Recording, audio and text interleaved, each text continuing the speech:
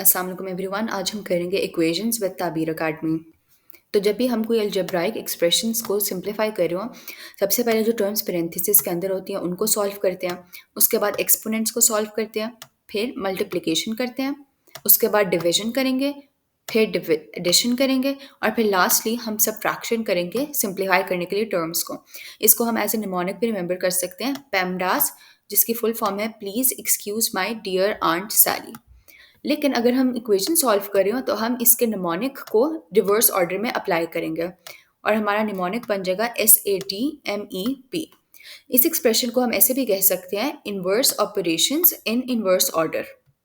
तो इक्वेशंस को सॉल्व करने के लिए हमारा मेन गोल होता है कि जो वेरिएबल है उसको हम आइसोलेट कर ले one side of the equation पे।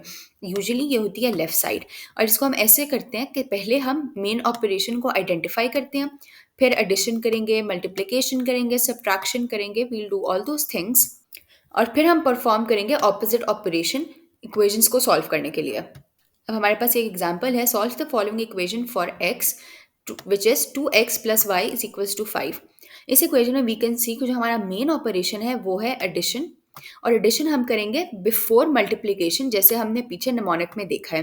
तो पहले हम सब्ट्रैक्ट कर देंगे y को दोनों साइड्स ऑफ द इक्वेशन से, फिर जब हम उसको सिंप्लीफाई करेंगे तो हमारा आंसर आ जाएगा 2x is equals to 5 minus y. अब जो हमारे पास सिर्फ ऑपरेशन रह गया है वो है मल्टीप्लिकेशन का। तो जब हम डिवाइड कर देंगे 2 को दोनों साइड्स ऑफ द इक्वेशन से, तो हमारा आंसर आएगा 2x over 2 is equals to 5y divided by 2। 2 जब कैंसिल आउट हो जाएगा ऑन द लेफ्ट साइड, तो हमारा आंसर आ जाएगा x is equals to 5 minus y divided by 2। हमारे पास एक और एग्जांपल है, solve the following equation for x, और इक्वेशन है 3x minus 4 is equals to 2 parenthesis x minus 5। यहाँ पे यू कैन सी कि जो x है वो दोनों साइड्स ऑफ द इक्वेशन पे आ रहा है। तो हम क्या करेंगे, जो राइट साइड पे x है उसको हम मूव कर देंगे टू द लेफ्ट साइड, लेकिन मूव करने के लिए हमें x को पहले पेरेंथेसिस से मल्टीप्लाई करना है। तो जब हम 2 को मल्टीप्लाई करेंगे x माइनस 5 से, हमारा आंसर आ जाएगा 2x माइनस 10, और left side of the equation हमारी एज इट इज आएगी। फिर हम 2x को सब्ट्रैक्ट कर देंगे दोनों साइड से, तो हमारा आंसर आ जाएगा x minus 4 is equals to minus 10।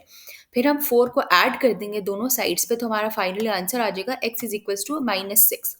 तो एग्जाम में आपने देखना होता है कि इक्वेशंस एक्चुअली कह क्या रही हैं आपको।